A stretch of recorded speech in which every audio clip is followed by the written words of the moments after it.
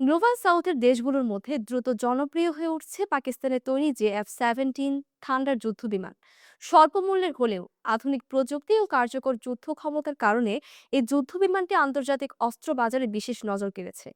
শীর্ষস্থানীয় একটি মার্কিন সাময়িকী JF-17-কে কম খরচে অত্যন্ত সক্ষম একটি আধুনিক ফাইটার জেট হিসেবে উল্লেখ করেছে।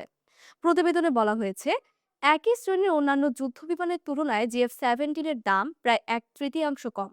তবুও এর পারফরমেন্স অনেক ক্ষেত্রে প্রত্যাশার চেয়েও বেশি।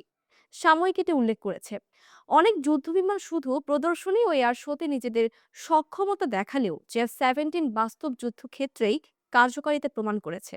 প্রতিবেদন অনুযায়ী JF-17 থান্ডার আধুনিক রুশ ও পশ্চিমা প্রযুক্তির যুদ্ধবিমান ভূপাতিত করতে সক্ষম হয়েছে, যা এর যুদ্ধ ক্ষমতার বড় প্রমাণ হিসেবে বিবেচিত হচ্ছে। পাকিস্তান ও ভারতের মধ্যে সংঘাতের সময় এই যুদ্ধবিমান ব্যবহারের অভিজ্ঞতা এর যুদ্ধক্ষেত্রে বিশ্বাসযোগ্যতাকে আরও জোরালো করছে বলে দাবি করা হয়। হালকা ওজনের এক ইঞ্জিন বিশিষ্ট এবং কম খরচের এই মাল্টি রোল ফাইটার জেটটি আকাশযুদ্ধ, স্থল লক্ষ্য বস্তুতে আঘাত হানা এবং প্রতিরক্ষামূলক অভিযানে সমানভাবে কার্যকর।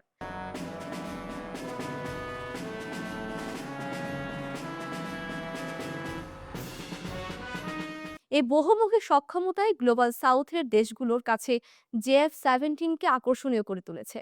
সাময়িকীটি আরও উল্লেখ করেছে, বৈশ্বিক অস্ত্র বাজারে পশ্চিমা প্রতিরক্ষা কোম্পানিগুলোর আধিপত্য ধীরে ধীরে কমছে।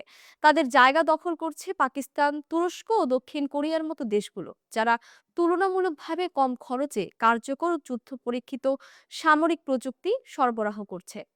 বিশেষজ্ঞদের মতে JF-17 থান্ডারের সাফল্য শুধু একটি যুদ্ধবিমানের জনপ্রিয়তা নয়, বরং বৈশ্বিক প্রতিরক্ষা শিল্পে একটি বড় পরিবর্তনের ইঙ্গিত। অতি মূল্যবান পশ্চিমা বিকল্পের বদলে এখন অনেক দেশ কম খরচে কার্যকর ও বাস্তব যুদ্ধে পরীক্ষিত প্ল্যাটফর্মের দিকেই ঝুঁকছে।